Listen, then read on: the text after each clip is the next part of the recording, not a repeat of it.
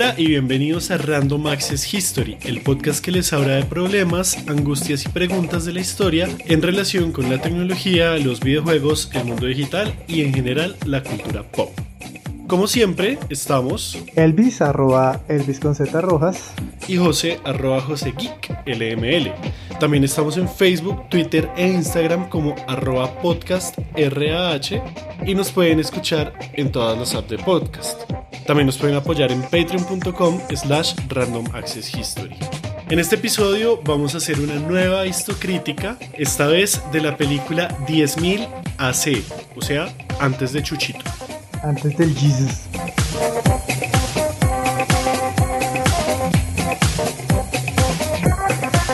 Entonces, querido Elvis, ¿de qué vamos a hablar hoy más específicamente? Bueno, vamos a hablar de la película, de qué nos gustó y qué no, pero lo más importante es que esta película es una excusa para hablar de qué es la prehistoria y si realmente existe algo llamado prehistoria. Vale, sí. Entonces, la película se llama 10.000 BC, o sea, 10,000 BC, o en Hispanoamérica 10.000 AC, o sea, antes de Cristo. Y BC de Before Christ. En España, ¿cómo la llaman? Pues yo no encontré que tuviera nombre diferente, o sea, se llama 10.000 antes de Cristo. Marica, y sí tendrían mucho huevo si le cambian el título.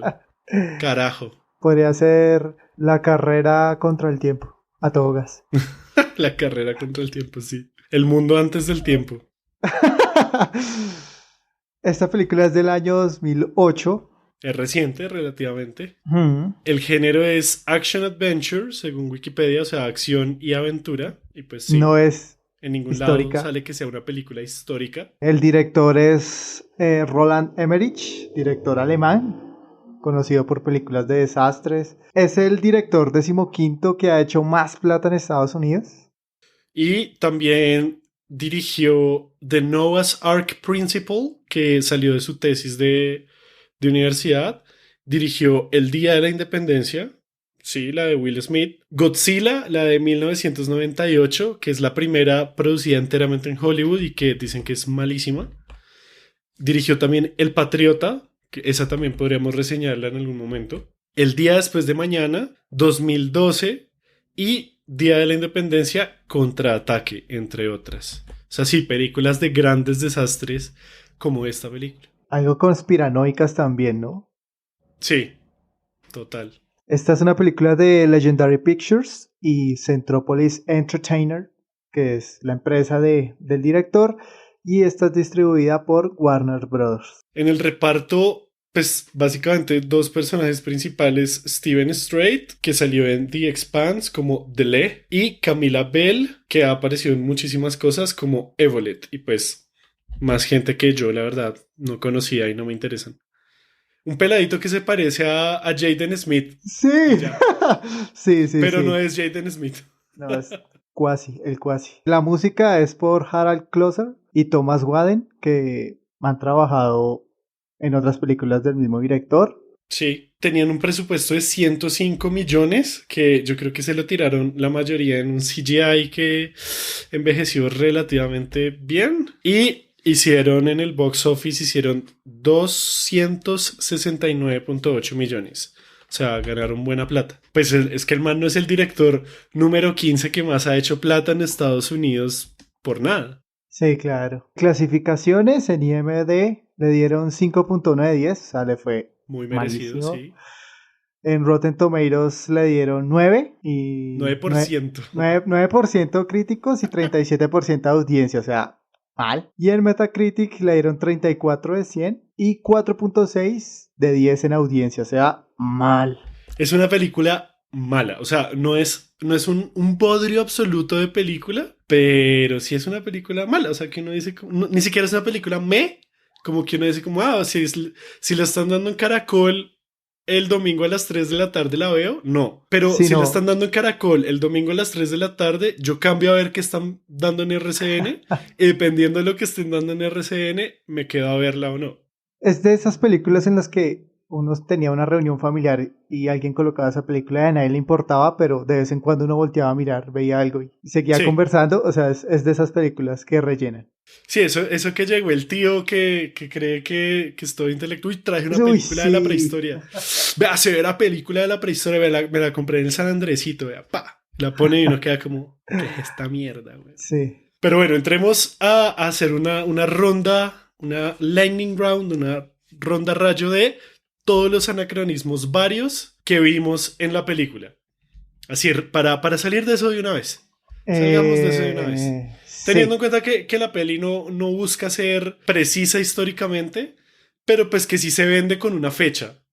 Y eso ya para mí es de entrada es como, quiero vender historia, quiero vender el pasado. claro, totalmente de acuerdo contigo. O sea, Salgamos de eso de una vez. si tú propones una fecha, al menos deberías investigar qué es plausible que hayan esa hecho. Entonces, para arrancar, los cultivos más antiguos datan del 8000 antes de Cristo, más o menos. Y ahí en la película muestran que hay cultivos, entonces bueno, mal por ese lado. Ajá. La domesticación del caballo para cabalgar, la más antigua que tenemos es del 6000 antes de Cristo. Entonces diferencia, por un lado tenemos diferencia de 2000 años, por otro lado diferencia de 4000 años. Y eso es un huevo de tiempo. Sí. El manejo del hierro es desde más o menos 1500 antes de Cristo. O sea, mal. Mal ahí. La pirámide más antigua de Egipto, porque pues lo que nos hacen ver es que bueno, spoilers. Ah, sí. Nosotros nunca, en las histocríticas nunca avisamos que hay spoilers, pero ya es como obvio. Pero bueno, digamos, spoilers. Igual, spoilers de una película del 2008. Que es mala, entonces no creo que a nadie le interese, pero bueno. La pirámide más antigua de Egipto entonces es del tercer milenio antes de Cristo. O sea, de más o menos el 2600 antes de Cristo. Ahí también desfasados completamente. Dentro de la película se plantea que las personas que están haciendo estas pirámides, o sea, vienen como de la Atlántida o que son civilizaciones que provienen del espacio. Sí, sí, está implícito que son como Sí. civilizaciones perdidas y eso. Entonces, por ejemplo, dicen como, algunos dicen que los dioses vinieron del cielo, o De sea, las estrellas, sí. de las estrellas, o sea, aliens, historia ahí full. Y otros dicen que no, que su ciudad se inundó y que ellos caminaron, volaron sobre el agua, o sea, que vienen de la Atlántida. No. Sí, no. En una escena había un mapamundi sobre una mesa, nada que ver. Sí. ¿Qué putas? Las aves del terror se extinguieron hace 2 millones de años y vivieron en lo que hoy denominamos América. Sí, entonces también desfasados completamente por esos enemigos que eran las aves. También lo que le dan a Dele son semillas de maíz y pues por lo que yo entendí estamos ubicados en el continente de Eurasia y África. Entonces yo quedé como así que maíz en... eh, también cagada por ese lado. El tipo de mamuts que ellos muestran no datan del 10.000 antes de Cristo, es Ajá. de mucho más atrás, entonces no son tan gigantes como los muestran y no tienen ni el tipo de colmillos, o sea, los mamuts tampoco. Mal por los mamuts. También el tigre de dientes de sable que pues pertenece al Plioceno y pues el tigre de dientes de sable convivió fue con el Australopithecus y que se extinguió hace aproximadamente 12.000 años. Entonces, re mal ahí.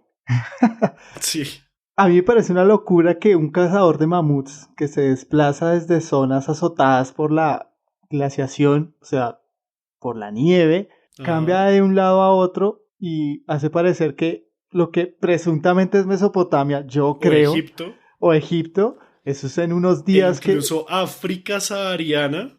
sí, o sea, que va en unos días de caminata, pasa de un lado a otro. Sí, porque realmente no nos hacen ver como cuánto tiempo estuvieron viajando. O sea, por lo que yo entendí, por lo menos el desierto pudo haber sido como un día y ya todo el mundo se estaba muriendo. Pero bueno, los Sí. manes pues tenían, algunos tenían dientes blancos y perfectos, como, ok, bueno, eso se los valgo porque ya, eso es una atención al detalle que no todas las pelis tienen. Listo, yo le acepto las pirámides, le acepto la comida, le acepto Ajá, las sí. semillas, pero marica, hay una parte en que quieren como rectificar la marca y usan un astrolabio, weón. No, qué Un gonorrea, porque astrolabio, sí, weón. sí. Un astrolabio, weón. Voy a poner el clip de los Simpson cuando Mero compra un astrolabio. Cosas innecesarias. Hasta ahora todo va bien. Un llavero para March, otro para Bart. ¡Oh! Astrolabio parlante personalizado. ¡Oh! ¿Y eso para mí? ¡Oh, Dios! ¡Si es tan innecesario! No, marica, o sea, esto... O sea, no. No. Eso se crea en el Renacimiento. Dios. No, no. Bueno, y en ese orden de ideas, ¿te gustó la peli? ¿Y qué te gustó de la peli y qué no te gustó de la peli? Así rápidamente. A mí no me gustó. Yo la había visto antes, cuando recién salió, de hecho en un DVD pirata. Y en ese momento no me gustó. O sea, me pareció como una historia fofa que ya ha No sido tiene contada historia, weón. Es que muchas no tiene veces. historia. Pues esta historia del hombre que reúne al pueblo y salva a su mujer, y, en fin, y libera a unos... O sea, eso ya se ha visto. Eso ya se hizo. Eso ya se ha visto. Entonces, uno por ese lado. Y ya viéndola, o sea, dejando de lado todos los errores historiográficos que hay, el guión es muy débil y quiere meter como un multiculturalismo ahí a la fuerza, entonces están las tribus de los africanos grandes y fuertes, unos que se parecen como a los americanos, como a los nativos americanos, otros como a los Sí. indígenas del Amazonas, o sea, ¿qué es esa mierda? Eso es un sancocho ahí impasable. Y de eso vamos a hablar hoy, básicamente. A mí tampoco me gustó. Yo no la había visto, tampoco le tenía muchas expectativas, porque se veía mala. Aparte, yo hice el guión, la parte de las calificaciones las hice antes de ver la película, entonces yo ya sabía que me iba a encontrar con un bodrio de película. Y pues sí, o sea, más allá de todas las imprecisiones que le podamos encontrar y pues del concepto de prehistoria que vamos a discutir ahorita, pues es que la película es mala. O sea, no tiene historia, los personajes son re culos, re planos. La historia de la damisela en peligro, del héroe blanco, que pues no nos podemos decir mentiras. Por más que el man tuviera mugre en la cara, no dejaba de ser blanco prácticamente. Pero era un blanco inculto que se volvía culto. Y eso, porque el man realmente no es que aprenda mucho. No, marica, o sea, yo siento que escogieron como esta temporalidad porque decían como, necesitamos que pase algo raro. Pues en la prehistoria pasa lo que sea, parce. ¿Listo? Entonces se va a enfrentar a unos mamuts y el man no puede, entonces se va a enfrentar a un león y luego va a salvar un pueblo. Pero no tiene sentido. Pues hagamos que todo el mundo tiene profecías que se interconectan entre sí. No mames. Sí, no. Además, también muestran como la idea de que solo los hombres eran cazadores y hoy en día ya se ha demostrado que esa idea es errónea. Y mucho menos para ganarse a una mujer como si fueran objetos. O sea, todo mal por ese lado.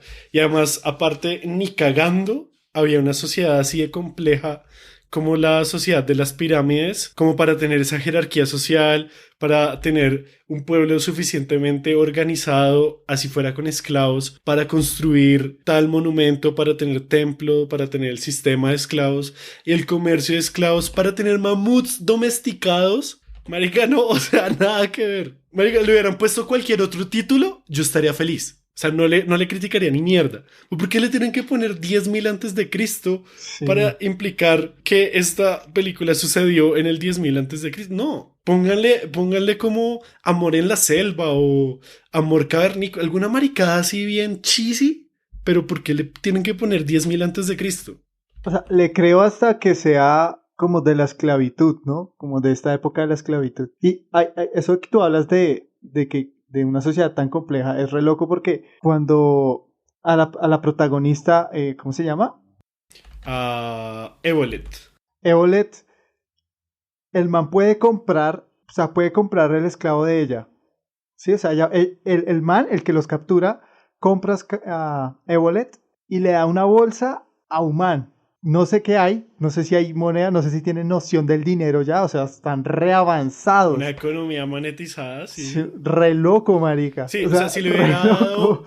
una bolsa Maíz. con semillas de Maíz cacao, pira. con maíz, marica, todo bien, es un trueque, vale. Pero pues si le da una bolsa que no sabemos qué hay, pues uno asume que es plata, que es monedas. Sí, no, o sea, no.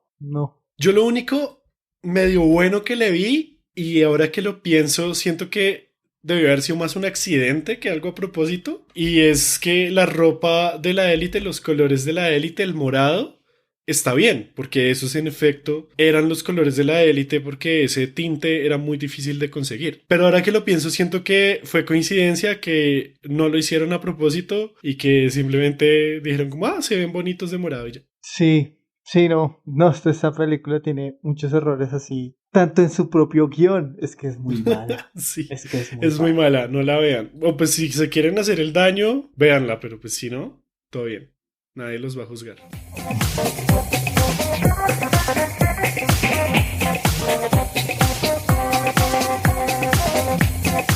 Hablemos un poco más allá de la película. La película nos muestra o nos intenta vender la idea de prehistoria, ¿sí? La idea de un tiempo anterior, de un pasado remoto. Y pues como dijimos, pues la gracia era coger la peli como una excusa para hablar de este concepto, ¿no? Entonces, ¿qué es la prehistoria y qué significa la prehistoria? Bueno, básicamente la RAE lo define como el periodo de la humanidad anterior a todo documento escrito y que solo se conoce por determinados vestigios como construcciones, instrumentos, huesos humanos o de animales. O sea, básicamente la prehistoria la entendemos como el tiempo humano antes de la escritura, antes de que existiera la escritura. Sí, se entiende como una oposición, o sea, nos da a entender un poquito que es como un antónimo de la historia, ¿no? Ajá. Sí, o sea, yo siento eso, como que el pre le agrega una connotación de que es algo anterior y por lo tanto opuesto a la historia. Y entonces aquí la historia se estaría definiendo como solo la escritura, o sea, solamente puede haber historia cuando haya escritura. Y la escritura, ¿qué significa en este orden de ideas? Pues significaría civilización, ¿sí? Que haya una civilización compleja que pueda producir, pues, documentos escritos, bien sean tablillas cuneiformes, papiros con jeroglíficos, qué sé yo, cerámicas con escritura, demás. Y eso entonces lo que implicaría es que solamente las fuentes escritas sirven para hacer historia. Y eso es algo con lo que yo no estoy de acuerdo en lo más mínimo. Sí, totalmente de acuerdo. O sea, la forma en que hacemos historia ahorita, pues, y como lo hemos dicho en muchos episodios, es que no siempre las fuentes provienen de la escritura. Uno puede utilizar cualquier tipo de fuente, desde que tú le permitas hacerle las preguntas adecuadas y lo trates como un objeto del pasado que te quiere contar algo. Sí, como un vestigio del pasado, como una huella del pasado. Y aquí me gustaría traer el ejemplo de un libro que, pues, que a uno le ponen en Historia Antigua 1, y es un libro que se llama La historia empieza en Sumer, de Samuel Noah Kramer, como el de Seinfeld. Este libro lo tengo en físico, me lo conseguí en un segundazo de la feria del libro, como por 5.000 pesos, entonces como de los libros más preciados que tengo. Y pues básicamente el libro lo que hace es coger las tablillas cuneiformes de Uruk, que es como la primera escritura de la cual tenemos como, bueno, un sistema de escritura del Ujú. cual tenemos registro, y te empieza a decir cuáles fueron las primeras de cada cosa. Pues la historia empieza en Sumer, entonces quiere decir que la historia empieza con la escritura y que esto sería lo primero de cada cosa registrado en escritura. Entonces es muy chévere porque hay uno que es como las primeras escuelas, el primer ejemplo de pelotilla, la primera guerra de nervios, el primer parlamento, el primer historiógrafo, el primer Moisés, la primera sentencia tribunal, el primer ideal de moral. O sea, hay un montón de cosas así, son decenas de capítulos que te cuentan eso y te lo explica. O sea, son básicamente una pequeña introducción en cada capítulo y luego es la transcripción de las tablillas. Entonces, y es un libro viejo. Entonces ahí está como embebida la idea de que historia es igual a escritura y que por lo tanto, si eso es así, pues la historia con H mayúscula comenzaría en Sumeria. Sí, ¿no? Pues le dicen que es la cuna de la civilización también, ¿no? Exacto. Entonces eso es algo que pues que me gustaba, que quería como traer a la mesa porque pues sí me parece que de entrada esa concepción de historia como escritura y prehistoria como antes de la escritura es muy errónea y más adelante pues vamos a ver como por qué nos limita tanto eso y por qué es como maluco. Claro, claro. Y además, esta forma, ¿no? De prehistoria e historia, pues es como una clásica división en edades que tiene Sí, que ver como cambios principalmente tecnológicos. Y además esto implica que hay un desarrollo lineal. Entonces, la piedra, el bronce, el hierro. Y eso además es súper eurocéntrico porque pues la mayoría de esas investigaciones, las que se volvieron hegemónicas, pues se hicieron en Europa Ujú. o la hicieron europeos en el resto del mundo. Y eso a mí me parece muy, muy problemático también que se vea la historia como una linealidad, que hay ciertas edades que, por las que uno tiene que pasar antes de llegar a otro. Entonces que si una sociedad no maneja el hierro, quiere decir que es inferior a una sociedad que sí maneja el hierro, o que van atrás. Sí, o sea, es como una noción de adelante y atrás, de superior e inferior, que pues que no le ayudan nada al hecho de poder entender el pasado y la complejidad de la humanidad. Entonces, a mí no me gusta cuando dicen, ay, la edad de piedra, ay, la edad de bronce, ay, la edad de hierro. O sea, me genera mucho ruido y me incomoda. Es como, no me parece que esa sea la mejor forma de clasificar las sociedades del pasado. Claro, y lo que hace ver es que no solo es como una curva de evolución también, ¿no? Entonces, como tú decías, se dejan ver las anteriores civilizaciones como retrógradas, arcaicas. Por ejemplo, cuando uno dice, ah, estoy en la Edad Media o qué pasa. Entonces sí, es como esa burla de que son más viejas y por lo tanto son más torpes, más arcaicas, pero en verdad hay que analizarla desde su propio pasado, de su propio contexto y entender lo complejo que era. Entonces yo no sé, y eso lo hemos hablado aquí en el podcast sobre que todo tiempo pasado dicen que es mejor, ¿no? Pero pues estas civilizaciones quedan como atrasadas y pues que solo la siguiente, juzgando prácticamente el pasado, nosotros desde el presente, pues asumimos que somos los más avanzados, pero pues eso se puede debatir. Sí, claro. Además, siento que ese prehistoria lo que hace es un pre como una sombra de la modernidad, una sombra de la civilización, como un tiempo anterior, un tiempo pasado que no es el nuestro. Y yo siento que la película demuestra eso, o sea, demuestra que al poner, al representar diferentes tipos de sociedades, entre comillas, prehistóricas, las está, o sea, por más que la película, siento que el intento de diversidad de la película le salió el tiro por la culata porque entonces están diciendo que todas las sociedades pasadas eran iguales, ¿sí? Como que al ponerlo todo bajo la sombrilla de la prehistoria, están borrando la diversidad que se pudo haber tenido en las sociedades del pasado, como como algo binario, como sí, como algo binario que se contrapone a lo moderno y a lo entre comillas civilizado. Analizando un poquito lo que dices, yo siento que el protagonista, ¿cómo es que se llama? Marica, no me aprendí siquiera los Dele. nombres. Dele, Dele. lo que hace es viajar en el tiempo. Uf. O sea, el man parte de ahí, haga de Viaja en cuenta el tiempo y el espacio. como año 1. Ajá. Entonces el man va hasta ahí, pasa por un agujero gusano, quién sabe cómo carajos, así como el capítulo de Los Simpsons en el que se genera un agujero negro de la nada. Sí. Así. Como en Donnie Darko, pues. Un agujero Ajá. de gusano bien grande. Y entonces pasan y van caminando de una civilización a otra y lo que hacen es saltar en el tiempo. Entonces el man, pues es una leyenda, porque el papá hizo lo mismo. Marica, y esa película construyó hubiera sido todo 10 ese, veces mejor. construyó todas esas profecías. Y al final llegó como en Avengers Endgame y se abrieron muchos agujeros de gusano y empezaron a salir todas las civilizaciones anteriores a la escritura Claro. a bajarse a algún emperador de Egipto.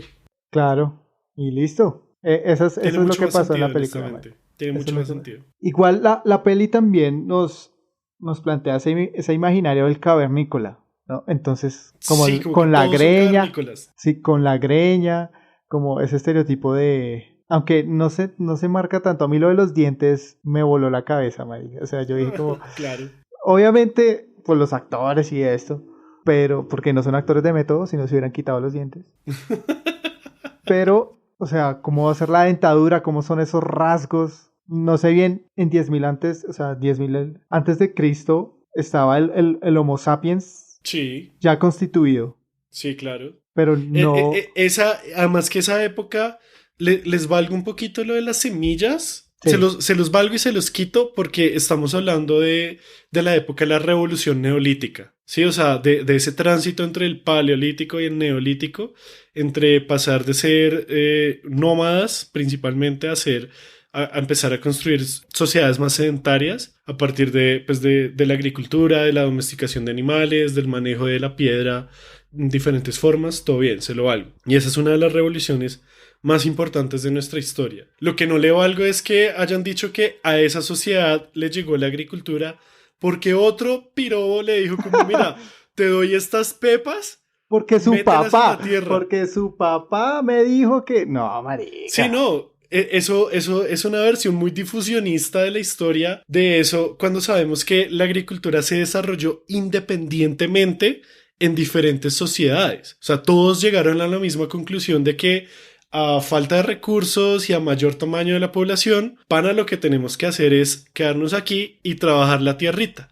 Meterle más trabajo a la tierrita porque así vamos a poder alimentar a más gente. De hecho, cuando empieza la película y hay esa escasez de los mamuts, me hace acordar mucho cuando están en Los Simpson que hablan con el vagabundo en el tren. Sí. Y que ellos son como los colonos que acaban con el bisonte. Sí.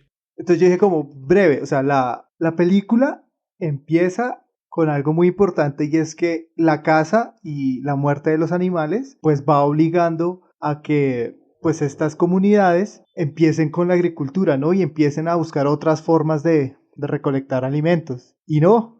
Y eso hubiera sido una idea muy bacana, yo también lo vi. Yo dije como, claro, entonces la profecía de gran abuela era que iban a tener que comenzar a usar la agricultura y eso, y me hubiera gustado que exploraran más eso. O sea, la película tiene un setting muy chévere que hubieran podido explorar cualquier otro tipo de historias, incluso teniendo también a la damisela en peligro, incluso teniendo al Salvador todo lo mismo, solamente cámbienle el nombre y no me pongan putas pirámides cuando estamos hablando de sociedades de cazadores recolectores, weón. Esta es la primera vez que veo que a José no le gusta que haya aparecido un mapa en una película. Sí, no, qué puta mierda, weón. Y hablando de la prehistoria, me encontré con una cita de Lucien Febvre que dice que el concepto de prehistoria es uno de los más ridículos que alguna vez se han imaginado. Pero pues en francés. En inglés, porque bueno, la cita la encontré en inglés.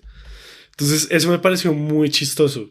Que el mismísimo Lucien Febvre, autor de Combates por la Historia, dijera que el concepto de prehistoria es algo muy ridículo y estoy completamente de acuerdo con él.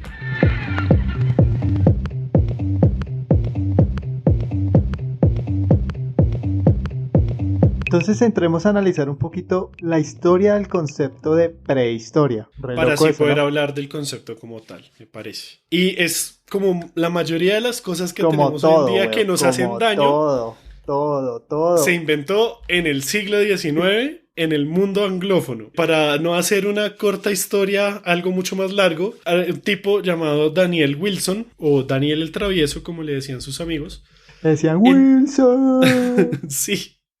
En 1851 fue la primera persona en inglés en usar el término prehistoria para designarlo como antes de la escritura, que como habíamos dicho pues es como lo entendemos hoy en día. Básicamente lo veía como la diferencia entre ver una civilización por el lado material, sería la prehistoria, y por el lado escritural sería la historia. Ahí mismo también está la oposición entre prehistoria es lo que no es escritura e historia viene siendo lo escritural. De ahí sale el concepto.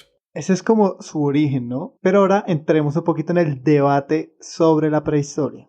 ¿Existe la prehistoria y debería ser diferente la prehistoria de la historia? ¿Qué opinas, José? Ahí yo respondería con otra pregunta. Y es, ¿qué pasa cuando, o sea, si la prehistoria es antes de la escritura, ¿qué pasa cuando en un mismo espacio o en espacios cercanos conviven dos sociedades, una con escritura y otra sin escritura? Ahí entonces que entre el diablo a escoger, ¿qué sería entonces la prehistoria ahí? Y por eso es que se me hace absurdo definir prehistoria como antes de la escritura, porque el inicio de la historia con H mayúscula no coincide en todos los casos con el fin de la prehistoria. Entonces, si tienes un antes y un después, pero el fin el principio del después no coincide con el fin del antes, ¿para qué putas tienes una división entonces? Se me hace re estúpido. Es como si yo dijera como no, los días acaban a las 2 de la mañana, pero comienzan a las 12 de la noche. Entonces, ¿para qué putas tengo una división de días? No, sería muy estúpido. Un argumento mío sería ese. Claro, y es que es re loco esta noción de prehistoria, ¿no? Porque, y entonces si en América los incas y las otras sociedades andinas que llevaban hasta contabilidad y hasta otro tipo de registros, con nudos, con los quipus, o sea, como todo este conocimiento que hay ahí que revela que hay una civilización, que hay estructuras organizadas, pero pues si no hay una escritura como la entendemos, como lo decía José en Sumeria, eso cuenta como forma para historiar, ¿no? Y no es una escritura en sí, podríamos denominarlo como una escritura. Podría ser una escritura, pero nunca lo vamos a saber porque destruyeron la mayoría de los quipus y mataron a todos los manes que sabían leerlos. Entonces, pues nunca vamos a saber qué decían, o cómo se interpretaban, o si se podían leer. ¿Y catalogamos eso como prehistoria? Exacto, y es que ahí es donde entra el tema de que es un concepto muy eurocéntrico, que lo que sirve es para definir lo que es civilizado de lo que no es civilizado. Y en últimas eso termina siendo algo racista, porque todo lo que tenga que ver con nosotros somos civilizados y ustedes no, termina reduciéndose a racismo, básicamente, porque así son los europeos. Entonces, siguiendo esa idea, la gente analfabeta que hasta el siglo XX era la gran mayoría de la humanidad, ¿eso es prehistoria? ¿Ellos ¿Son no tienen historia? prehistóricos? ¿No tienen historia? Serían prehistóricos en una era histórica. Pero sí, lo que nos están diciendo es que la prehistoria es antes de la escritura y la mayoría de la humanidad no sabía leer y escribir, pues entonces nos están diciendo que ellos vivían en la prehistoria. Porque los que sí sabían leer y escribir no estaban leyendo y escribiendo sobre esos otros que no sabían hacerlo. De pronto la prehistoria, el concepto de prehistoria solo se puede medir de manera percepción. Es una percepción, igual que la violencia. Entonces, ¿tú te centras prehistórico, José? No, yo diría más bien que el concepto de prehistoria en realidad fueron las experiencias que nos quedaron en el camino. Fueron los amigos que hicimos en el camino. Entonces, al igual que la historia, la prehistoria ha sido una narrativa construida con ciertas escalas y características. Sí, como disciplina. Ya digamos entrando a hablar de lo que se entiende por prehistoria como disciplina, pues es muy parecido a la historia. En últimas terminan teniendo muchas cosas en común, como pues que ambos quieren construir una narrativa y pues básicamente una narrativa es como quererle darle sentido a un montón de hechos cronológicos o de datos del pasado. Es eso lo que se entiende. También tienen un reto en común la historia y la prehistoria, o en este caso llamémoslo arqueología, como La arqueología, sí.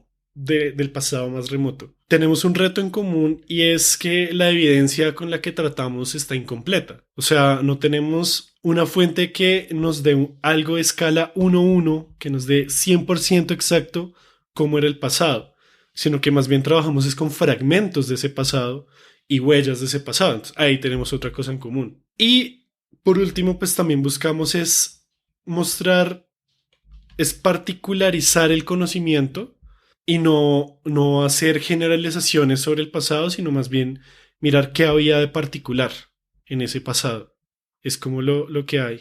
Ajá, cuando uno lee trabajos arqueológicos son muy, muy similares con la historia. A partir de unos vestigios intentan construir lo que pudo haber pasado con bases científicas y digamos que intentan narrar de manera, como les decía, como cronológica y llevando cierto hilo conductor, pues como venían estas culturas más remotas, muy, muy remotas, pues como pues era su diario vivir, ¿no? Sí, exacto. Lo que hablábamos de tener un antes y un después, entonces el hecho de que exista una prehistoria, pues en últimas termina rompiendo el proceso o rompiendo la continuidad de la historia, ¿sí? O sea, el proceso de la humanidad, los procesos históricos de la humanidad terminan es rompiéndose porque si nos ponemos a dividir en que esto es prehistoria y esto no es prehistoria, pues se termina rompiendo. Claro, se parten claro, dos. claro, es esta idea de que, o sea, es romper la idea de que todo es un proceso, ¿no? Y de que somos la misma humanidad, pero pareciera que en la prehistoria no. Prehistoria es una cosa y hasta Sí. ahí, hasta ese momento que es muy difuso, muy difuso y muy difícil de consolidar a una fecha exacta. Y a partir de acá pues ya somos otros, ¿no? Dejamos de ser esos para convertirnos en nosotros. Eso entonces nos lleva a una pregunta que yo quería que nos hiciéramos también y es, ¿por qué es importante que la historia vaya más allá de la escritura? ¿Por qué es importante no definir historia como escritura? ¿Tú qué opinas? A mí me parece que es importante porque nos pone a los historiadores y a los antropólogos a poner en perspectiva la escala, el tiempo de los humanos en el planeta, ¿sí? O sea, nosotros no nacimos en el año cero. Hay una historia detrás, que no es prehistoria, hay una historia detrás que, claro, es muy difícil de rastrear. Son casi 200.000 años. Sí, claro. Y antes de eso también hay historia, solamente que los Homo sapiens no estábamos todavía en el escenario.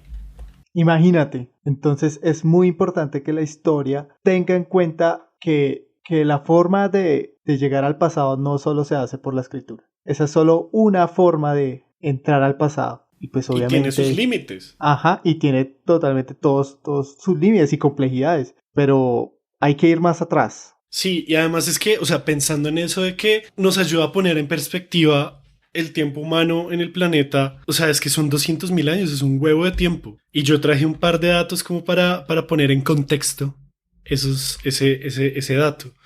Son 6.000 generaciones de humanos aproximadamente. Eso es 1.000 veces más de lo que hemos existido en Colombia como Estado independiente. 1.000 veces más. 100 veces más lejos que el tiempo en el que Jesús caminó la tierra. Caminó sobre las aguas. Y el Imperio Romano, 100 veces más lejos en el tiempo que el Imperio Romano. O sea, el Imperio Romano fue anoche en comparación con esto. Sí, no, totalmente. Entonces, o sea, ¿cómo vamos a dejar de preocuparnos por la grandísima mayoría de la vida humana? Y vamos a decir, no, es que solamente nos interesa desde el 4.000.000 antes de Cristo hasta hoy. Y solo nos interesan los que sepan escribir. El resto, nah, esos se preocupan otras personas o eso no nos importa. Entonces, parce, o sea, es algo serio que hay que ponerle cuidado. Además, se necesita también un acercamiento a escalas múltiples, ¿no? Al cambiar la escala de tiempo en la que vemos, cambia lo que podemos ver y analizar sobre eso. Claro, un ejemplo de eso perfectamente es la biología. O sea, si tú miras la biología a escala planetaria, pues te vas a dar cuenta que hay una crisis climática. Pero si la miras en un microscopio, pues vas a ver otras cosas diferentes. Lo mismo pasa con nuestra disciplina, con la historia. Como si vemos la historia de la humanidad como un todo, nos vamos a dar cuenta de fenómenos muy diferentes así hacemos microhistoria.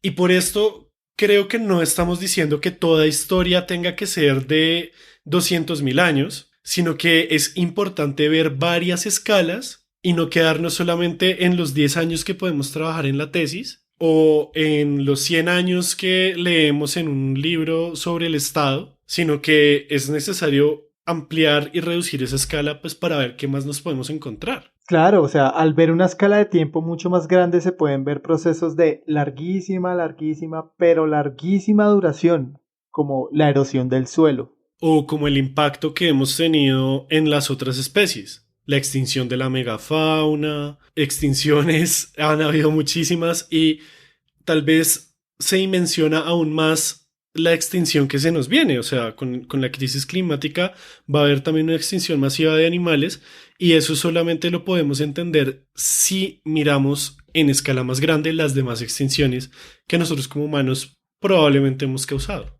Claro, y también importa lo cotidiano, que al fin y al cabo las fuentes son fotografías fugaces de eso. Exacto, o sea, yo leía un texto en el que comparaban arqueología e historia y decían como, pues es que los arqueólogos también deberían poder hacer microhistoria, porque pues cuando usted encuentra una vasija, usted no se está encontrando la vasija que se usaron durante 3.000 años, sino seguramente la vasija que usó una familia un día, y esa vasija usted le está hablando pues de lo que se hacía diariamente en esa casa que usted encontró.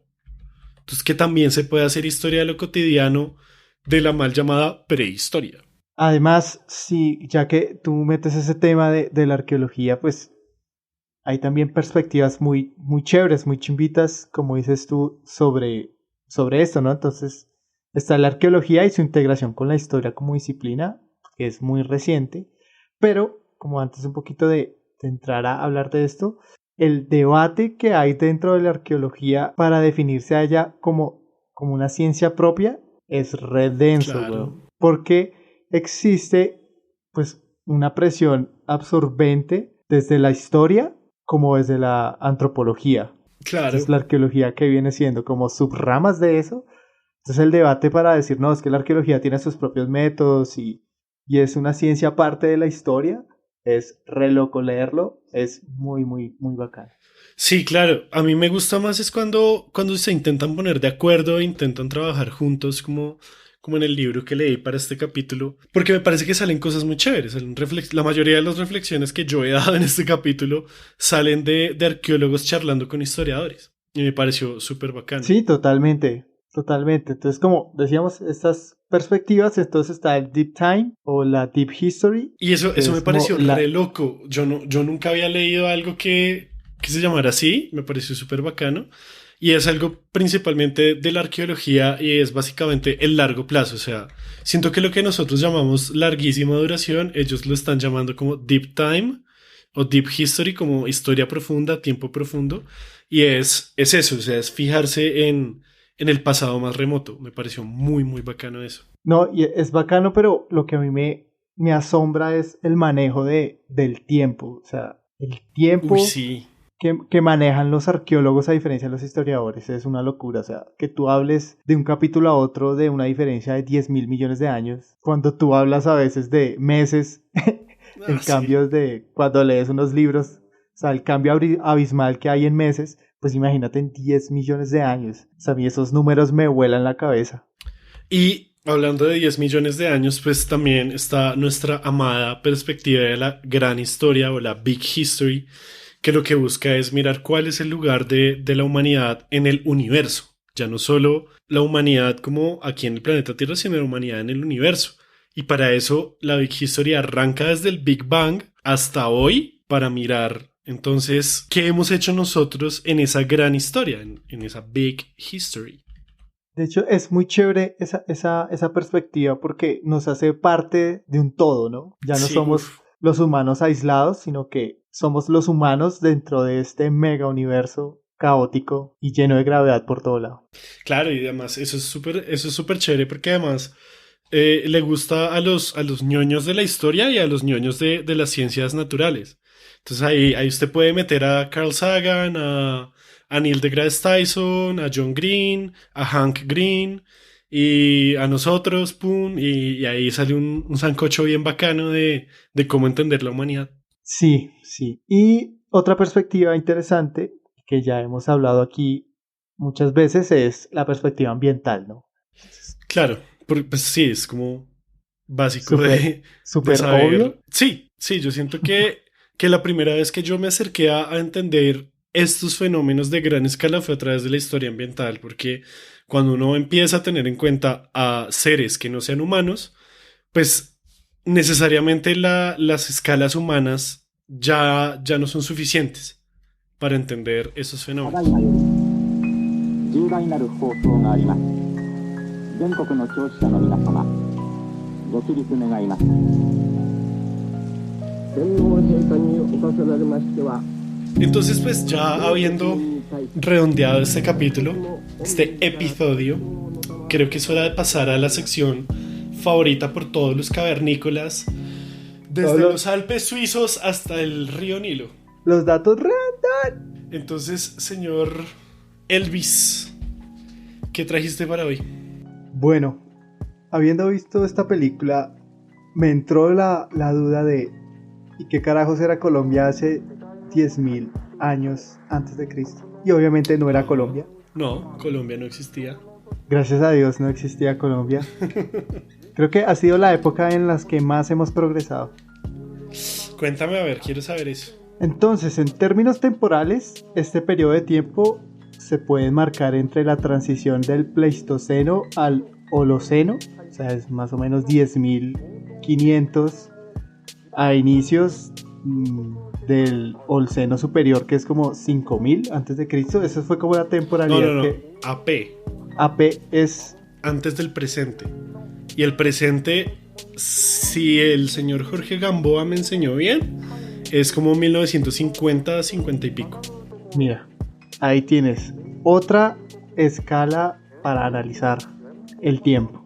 Bueno, en nuestro caso, durante el Holoceno temprano se produjeron cambios significativos y pues, según el registro arqueológico, de una u otra manera, indican variaciones importantes en los grupos humanos. Entonces, este periodo, digamos que hay unos cambios muy fuertes que obligan a estas comunidades a modificar su estilo de vida.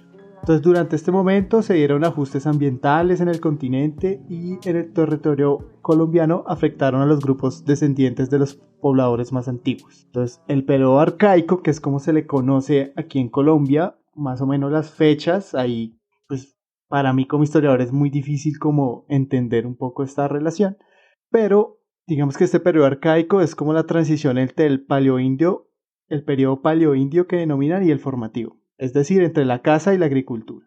Entonces, Rachel Dolmatov dice que el periodo arcaico es una etapa importante. Que, paso se ha dicho, el piro era un nazi. Muy en serio. Continúa. Él solo buscaba el arca perdida, José. Entonces, el periodo arcaico es una etapa importante de transición entre la vida nómada del cazador y la del recolector semisedentario. Este lentamente comenzaba a desarrollar la horticultura elemental, que hacía que se generara una dependencia cada vez más marcada a los recursos vegetales. Entonces, la caza fue la actividad económica más importante, y aquí es importante, más importante aún de lo que voy a decir, entender que varios sitios arqueológicos en los que se distribuyeron como estas especies de comunidades, entonces en los que encontramos, pues está la sabana de Bogotá, las tierras bajas del valle medio del río Magdalena, en los bosques subandinos de la cordillera central y occidental, en las tierras bajas del Caquetá, lo que hoy sería como el Amazonas, y en el río Guayavero de la Orinoquía, más hacia la región Caribe. Todas estas, digamos que comunidades tenían, digamos que distintas formas de generar actividades económicas, por así decirlo, que son muy bajas, pero eso dependía también y este texto lo maneja muy bien, como de su entorno y de los cambios que generaban. Entonces, por ejemplo, en Bogotá, la caza fue muy, muy importante, pero también habían evidencias de recolección de plantas y pescas. Okay. En otras zonas, como las del Magdalena Medio, se planteaba que el curí pudo haber sido domesticado entre el 7000 y el 2500 antes del tiempo presente. En otras partes se hablaba de que entre el 9500 y el 8500 se utilizaron la madera y el cuero, mientras que en otras zonas se manejaba la madera, el hueso y hay evidencia como de contacto con otras plantas. Sí. También se habla de que hubieron como unas estrategias amplias de procura de recursos, es decir, como de economías de amplio espectro que tienen gran variedad en su manifestación. Entonces, no solo vivían de la caza, sino también empezaban al proceso de la agricultura, que fue muy complejo. Dependían también del movimiento y de los asentamientos que generaban. Entonces, digamos que el periodo del 10.000 en Colombia pues fue un periodo de cambios sobre todo en las formas de economía que tenían y en la llegada y el manejo de la agricultura y el lento proceso de la domesticación de algunos animales. Entonces, a diferencia de la película, que todo pasa en 3 días, 4 días. Marica, no sabemos. No nos dan contexto de nada. Pues aquí requiere muchos millones de años. Y esto es lo que más o menos a grandes rasgos y lo que pude traducirles es lo que era Colombia hace 10.000 años. Leer textos de ese estilo es un poquito más huesudo que leer historia como tal. Claro. No solo por las grandes temporalidades que manejan, que pues para mí es muy difícil concebir eso. O sea, la cifra de 10 millones de años es como, espere, ¿cómo así? Luego muestran los gráficos y los lugares en los que se encontraron y como todas las formas en las que tienen de medir y digamos que concluir que pasó eso. Periodos. Ajá, y los nombres de los periodos. Eso me pierde mucho. Eso fue lo que traje yo y estoy esperando con ansias la segunda parte. No, pues ahora sí quería contarles la primera visita oficial de Armstrong como Neil a Colombia. Y resulta que esa primera visita oficial fue en 1966. Vino con el astronauta Richard Gordon, su esposa Janet y Barbara Gordon, que era la No esposa digas. de Richard. ¿No era la esposa del comisionado Gordon de Ciudad Gótica? No, es la hija. Bárbara es la hija La hija que es se la hija. vuelve Batichica y luego se vuelve Oracle. Pero bueno. De eso no se trata este podcast. No todavía. El man entonces, la comisión de astronautas llegó el domingo 9 de octubre a las 10 a.m. en un avión de la Fuerza Aérea estadounidense. Y realmente en el aeropuerto lo recibieron poquitas personas. Lo recibió el embajador de Estados Unidos en Colombia, Reynold Carlson, el alcalde de Bogotá, que por ese entonces era Virgilito Barco, unos estudiantes del Colegio Nueva Granada, porque pues élite bogotana, obviamente, la banda de la Policía Nacional, que no son los mismos que cantan la de Policía Nacional, y algunos curiosos. Algunos curiosos porque los astronautas cuando llegaron principalmente al aeropuerto a inaugurar una exhibición que se llamaba La Conquista del Espacio, ahí en El Dorado. Se sorprendieron mucho porque Armstrong saludó a Barco en español y dijo que ya conocía Colombia, pero desde el espacio. Ah, re crack. Muy crack, sí, qué buen chiste. Matador, güey, matador. La primera parada entonces de esa visita fue ir a Ciudad Kennedy. Allá sí lo estaba esperando un jurgo de personas. Dicen los periódicos que eran 5,000. Y fueron a Ciudad Kennedy a inaugurar una escuela. Luego se tomaron la delicadeza de pasar a almorzar en el Country Club. Y las esposas se fueron con la esposa de Virgilio Barco a almorzar en el Salón Rojo del Tequendama. Ya vemos como qué nivel de visita era. Nos los llevaron a comer corrientazo en la séptima, no creas. Después de almorzar fueron al Museo del Oro y los dejaron tocar la esmeralda más grande del mundo, porque pues gringos. Luego los astronautas y sus esposas, por lo que pude averiguar en fuentes primarias, y les dejo fotos de eso en las redes del podcast, fueron a ver el partido Santa Fe América en el Campín. Y el astronauta Gordon hizo el saque de honor, porque él sí sabía jugar fútbol, en cambio Armstrong dijo que solo sabía jugar béisbol. Luego también se pasaron por el Club de la Fuerza Aérea y allá los condecoraron con las alas de Colombia, lo que sea que eso signifique. ¿Esta no es una empresa que vende alitas picantes? ¿Es cierto? Y al día siguiente, el lunes, se reunieron por fin con el presidente y con la familia del presidente y le rindieron homenaje a Bolívar en la plaza, en la estatua que hay en la plaza de Bolívar. Pero pues qué carajos hacían aquí, digamos que pues sí, muy bonita la anécdota y todo, pero el trabajo pues de nosotros los historiadores es darle un poco de sentido a eso. Básicamente estaban aquí porque estaban haciendo una gira promocional para pues promocionar el programa espacial de la NASA, obviamente en el contexto de la carrera espacial, entonces era muy importante esa visita por eso, buscando principalmente mostrar el liderazgo de Estados Unidos en la carrera espacial. Traían principalmente mensajes de desarrollo, como el man dijo, como la educación, el trabajo y la ciencia son los caminos del progreso. Entonces, como ese tipo de discurso traían. Alianza para el progreso. Exacto. Estamos obviamente en el contexto de la Alianza para el Progreso. Yo, por lo que yo pude interpretar de eso, venían más como funcionarios diplomáticos que como astronautas famosos, porque pues ahí Neil Armstrong todavía no era el primer hombre que puso un pie en la luna, sino pues como yo siento que venían como en una misión más diplomática. Y esto es súper importante porque las relaciones internacionales, particularmente en esta década de los 60s, eran muy delicadas y son muy interesantes, principalmente por el asunto de la Revolución Cubana y por toda la crisis de los misiles y demás, todo lo que estaba ocurriendo con Cuba. Estados Unidos debía cerciorarse muy bien de quiénes eran sus aliados. Entonces, por eso hablamos también de la Alianza para el Progreso y visitas de este tipo, pues también como la de Kennedy en el 61. Entonces, este tipo de hechos es más chévere como tomarlos con pincitas, porque si los tomamos con pincitas es que podemos empezar a ver cuáles eran los intereses políticos y diplomáticos detrás de esto. Y solamente para poder meter la fuente primaria que conseguí, ellos vuelven después de regresar de la luna, vuelven Neil Armstrong el 30 de septiembre del 69, esta vez vuelve con Edwin Buzz Aldrin, que para los que no sepan, de ahí sale el nombre de Buzz Lightyear, Buzz. y con Michael Collins. Esta vez sí los recibieron con bombos y platillos en el aeropuerto, les hicieron un desfile por la 26, por la Avenida El Dorado. Y de esta visita sí tenemos una fuente primaria, un audio, gracias a Señal Memoria, que desgraciadamente tiene muy mala calidad. Entonces pues vamos a escuchar ahora unos fragmentos del programa Carta de Colombia con Gloria Valencia de Castaño y Humberto Martínez Salgado. Los astronautas que viajaron a la Luna visitaron a Bogotá al comienzo de una gira por 24 naciones. Neil Armstrong, Michael Collins y Edwin Aldrin fueron cálidamente recibidos y aclamados por millares de bogotanos a través de calles y avenidas de la capital colombiana. Sus esposas recibieron a la llegada ramos de orquídeas colombianas y los astronautas fueron regalados con tunjos de oro, estatuillas chipchas y muestras de esmeraldas. La rueda de prensa que concedieron con asistencia de 159 periodistas fue la más grande que se ha realizado en el país. La rueda se inició con la siguiente intervención del selenauta Neil Armstrong. You want to give us the words about the film, sir?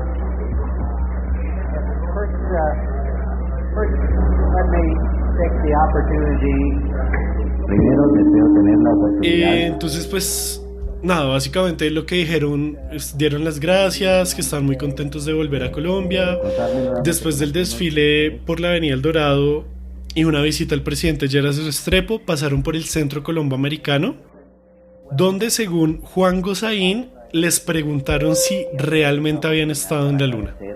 Entonces vemos como el periodismo colombiano siempre ha estado en la vanguardia de todo. Ahí suena tutum.